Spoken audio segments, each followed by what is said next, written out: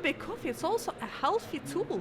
So it's spices, all the spices like cardamom, like saffron, like ginger and everything, they're traditional healing instruments. So the antioxidants, they actually, if cloves, it helps you to get rid of all originally it was killing the bacteria. That's how people were using antimicrobial functions. Mm-hmm. So it should be marketed properly. People need to know about it, that understanding, that instead of going and drinking the sugary full of drinks of syrups and like, I don't know, and there is so much benefits It's of drinking. medicine. It's a medicine, it's a tradition, medicine. This episode is proudly brought to you by Mapper Forward's workshop, It's Time to Become a Coffee Consultant. Learn how to diversify your revenue streams and create freedom from your day job while saying goodbye to that alarm clock forever by becoming a consultant within the coffee industry or directly to consumers who have shifted towards home brewing and home roasting.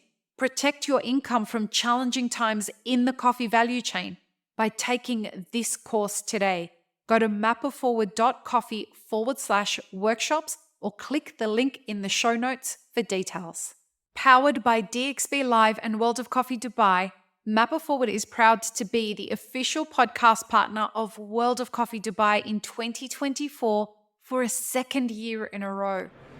Welcome to the Daily Coffee Pro by Mapper Forward, friends. I'm your host, Lee Safar, and this is a brand new episode of our series at World of Coffee Dubai, where we are talking about how do we empower the coffee industry in 2024? And my guest today, which is a deep honor for me, to welcome Medina Ilyas back to the podcast. And this is our first time doing it in person. This is exciting for me because especially when we're talking about empowering the coffee industry in 2024, I look at people who have started businesses, and it is small business that's going to empower our industry in 2024. And you are the hallmark of a business owner that is building with her own two hands. You could have taken a very easy route to do other things. You have a lot of capabilities. You are a very intelligent woman who has studied many, many things, and you are building a business. And for me, when people are starting a business like this is why we bring people like you on the podcast. You are the epitome of showing people what it is to build sustainably. So thank you for joining me on the podcast. Thank you so much for welcoming me here. It's a real honor. Thank you. Thank you. Now, today we're going to ask that same question. How do we empower the coffee industry in 2024? So remind people what Medina Coffee is and what you're doing, and then let's talk about that question. So remind people, come up to the microphone. Okay, so we 2 years ago we started a company which we called Medina Coffee Company, and the concept of it is to reintroduce, or to some people is to introduce, the authentic Arabic coffee to the modern world. And sort of it's a fusion, it's a contemporary type of Arabic coffee, and the goal of this project is to preserve this beautiful intangible cultural heritage, to celebrate it, to promote it, and to make it very fashionable, trendy and modern for the future generation, for the younger generation, particularly for my kids. That's the main reason I started it.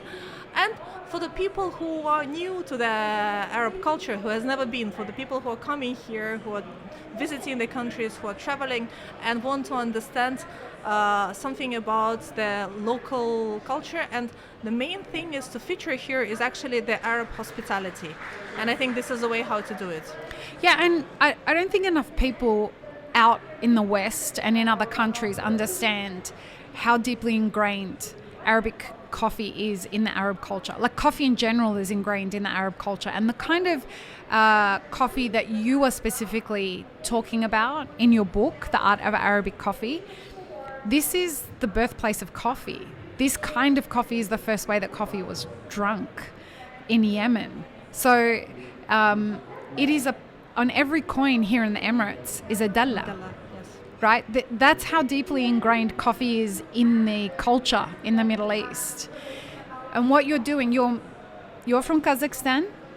Yes. You're married to an Arab. And the fact that you are making sure you preserve this history and heritage for your children is just really beautiful. The other part of this that is really interesting is that the complexity of this beverage is something that your book really deep dives into. And what I find that your book is doing is it is celebrating, and celebration is a way of empowering, right? It is celebrating the uniqueness of the way that this coffee is brewed in different regions in the Middle East. So the different recipes, the different spices, the different roast profiles. So how is Medina Coffee, as you build this brand and as you grow, how is that leaning into the diversity of this coffee? So I want to start with a question. A lot of people asking me and saying, so what is the best way or what is the right way to brew Arabic coffee? And I always smile to them and I say, there is no one right way. It's not that type of a coffee as an espresso when you have a formula and you have a machine and there is a particular taste. The beauty of the Arabic coffee that there is a variety of the recipes, and each family, each tribe, each country, each region has their own blends, each type of the roast, each type of the spices, particular spices they add. And that's, I think, the real difference. That's make it so unique. It's so authentic. And I would never say, oh no, this is the only right way to brew it. I would say, no, this is one of the ways how to make it. I collected over 700 recipes and I'm still collecting right now. Wow. I think 755, 56. Every day somebody is sending me a new recipe. I'm not joking. Wow. Or new secret or something. And I have few of my favorite recipes, and just yesterday I tried a new one. I will tell you, it's like saffron and vanilla without cardamom, and the way you add it in a different way. It's delicious, it's stunning with a light roast of coffee. But I would say that there is no one right particular roast which you should use. I'm sure people, if they went to Saudi, they saw the ultra light roast, how they use it, and the amount of spices is much more, and it's much more hail, much more cardamom. Yeah. If you go too close to Syria or to Lebanon or to Jordan, it will be much darker roast, right? It will be a dark roast, maybe with a little bit of cardamom at the end just to add the flavor. But there is no one right, and I think that's the way how to celebrate it. We need to be open for it. We need to travel and try and be saying, and not to be judgmental, to be a very curious to try each new recipe. And out of this comes a fusion. Tell me. So my recipes, which actually you can people trying it here, and when we open our cafe in a few months, people can try there. But it's a fusion of today's modern world and the original Arabic coffee. So sometimes I take a medium roast, but I will add the way the Saudis put spices there. So I will put as much cardamom as they do. Or vice versa, I will put a light roast, but I will put completely different spices, like a nutmeg. Wow. Like a frankincense, like an orange blossom. Frankincense. Yeah, frankincense makes it delicious. So I learned it from people who are originally from Dhafar, from Salalah. So the purest frankincense, which they dissolve in the water, they dissolve in the kahwa. It adds incredible aroma. It's incredible. The taste is so unique. So sometimes I put a fresh vanilla. So not the vanilla syrup with sugar and everything. That the vanilla pod. sticks. Yeah. So pod, which you. People actually in Zanzibar learned how to do that. Or if I talk about, I met with some Saudi Bedouins and I learned from them that they put chili flakes. I came to an event of yours and I tried the coffee with the chili in it. It's wildly delicious. I did not understand that if you put chili flakes when you're brewing coffee, wow. And it wasn't it doesn't have the same kind of heat as when you eat chili. Yeah. There's something about the relationship in the way that they're brewed together. Yeah, and with cinnamon, it goes very well with the cinnamon. That's what was in it. Yeah, but it's also, there is a secret. You don't put cinnamon powder. We put a cinnamon sticks. Yeah, so we grind it a particular way how to make it. So it took me tons of times, so I had to adjust the type of a grind. I noticed that if you grind it a little bit more powder, it just completely spoils the taste. The same with the cardamom. You cannot put a powder of cardamom. You will just waste your coffee and the cardamom if you put it that way. Wow. Yeah. So it's really a very meticulous, pedantic job. The same in specialty coffee, the way the extra 15 grams of coffee will really spoil it. Oh, yeah. Or it will it will not be that way. So the same way here is the spices and the coffee. You need to be balancing them. if the coffee is not good and you have excellent spices, it will taste disgusting. It will be terrible. Or vice versa, if you take the most premium specialty coffee, but the spices were not stored properly, or you put them a little bit more or a little bit less, it's also wasted. The beauty of Arabic coffee that you need to taste everything. It should be beautiful, but you need to taste coffee. You need to taste vanilla, and the vanilla should not be overtaking. Or saffron should not be overtaking. The rose water should not be overtaking. And it's like, it's a balance. And here it comes like my sensory,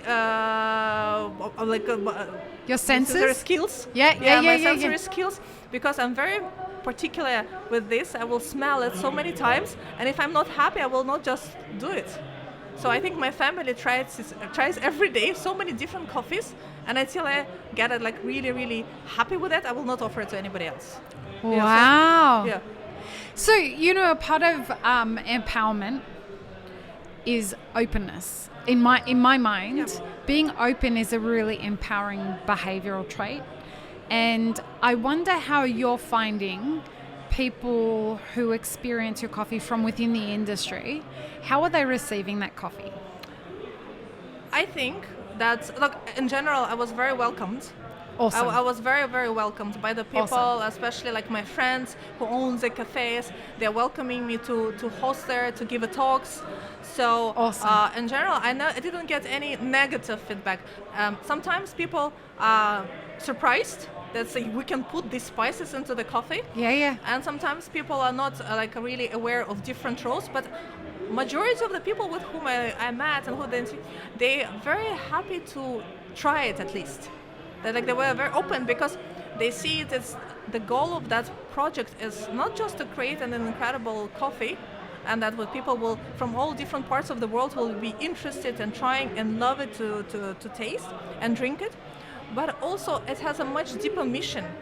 It's to celebrate it and to make it like Arabic coffee popular all around the world, to make it fashionable. So when people hear about it subconsciously, they already have a very positive approach.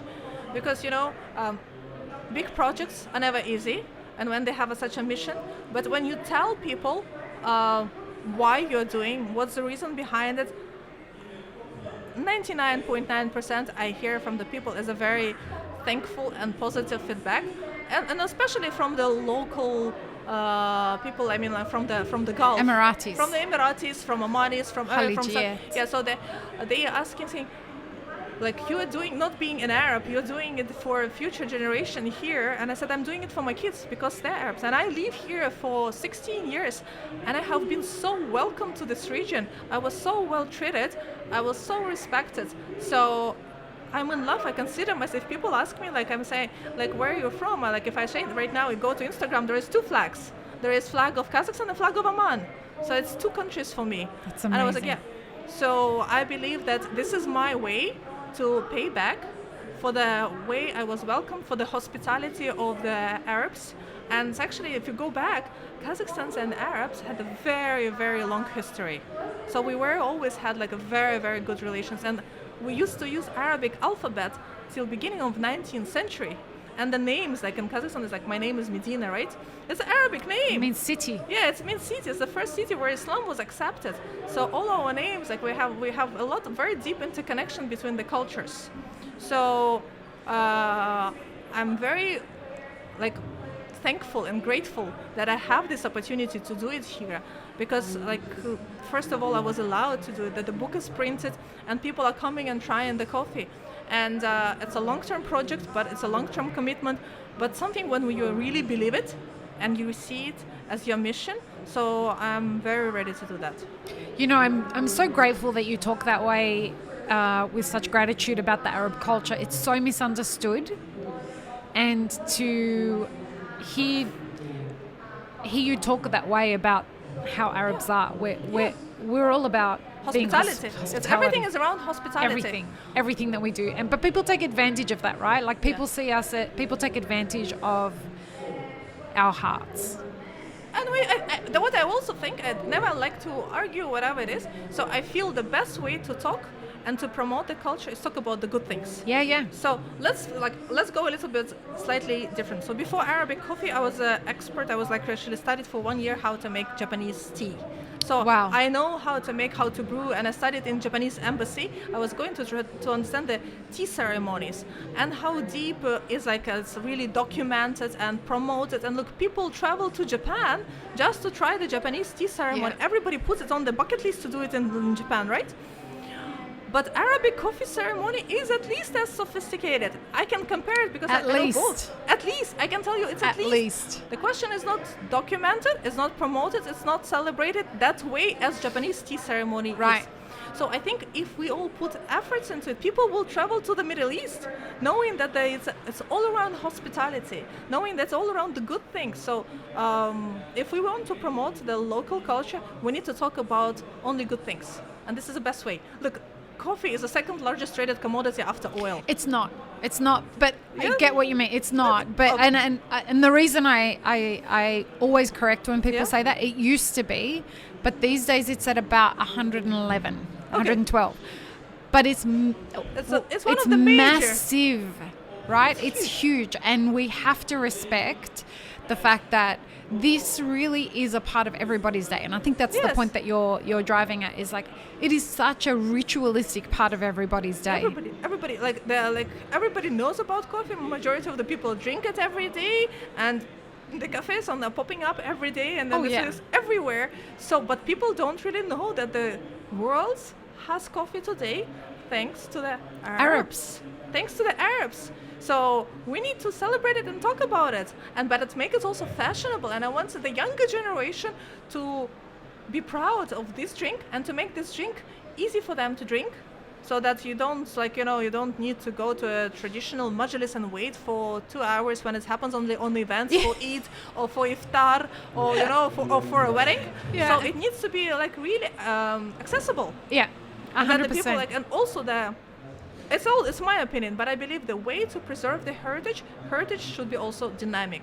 It should be flexible. Yeah. So there is a way like how originally people brew, but there should be ways how to make it in a modern way, with spices and and at the same time served in finjans and with dalla, but it can be slightly modified, and the people will be willing to try it. Everything should evolve. Every brand evolves, and the life cycle of that kind of Yes. thing is accelerating 100%. constantly. So I created the recipes of Arabic cappuccino with saffron. I created the recipes of iced kahwa. I mean, how to make it with in a hot, here the summer is killing, right? It's like when it's 50 I degrees. haven't had a summer here yet. Okay, so it's coming. It's gonna be tough. It's gonna be tough. It's 50 degrees Celsius with Okay. humidity of 70%. So at that time, and I was thinking what to do. We created a recipe. So I brewed the Arabic coffee, and then we added sugar-free ginger syrup. Wow. And we added some ice. Oh my God, it's delicious. Wow, that It's sounds delicious. amazing. It's delicious. It's stunning. But also another important part of it to talk about it. I'm extremely health-oriented person. I quit sugar. I eat only organic processed food. I experiment of growing food at home in my garden and in Amman. But what does it mean that Arabic coffee? It's also a healthy tool. So. It's spices. All the spices like cardamom, like saffron, like ginger and everything, they're traditional healing instruments. So the antioxidants, if cloves, it helps you to get rid of all originally it was killing the bacteria. That's how people were using antimicrobial functions. Mm-hmm. So it should be marketed properly. People need to know about it, that understanding, that instead of going and drinking the sugary full of drinks of syrups and there is so much benefits It's of drinking. medicine. It's a medicine. It's a traditional medicine. It's a really it's a remedy, and you can drink it and brew it at home yourself if it's properly, if you don't add any chemically processed ingredients. It's great.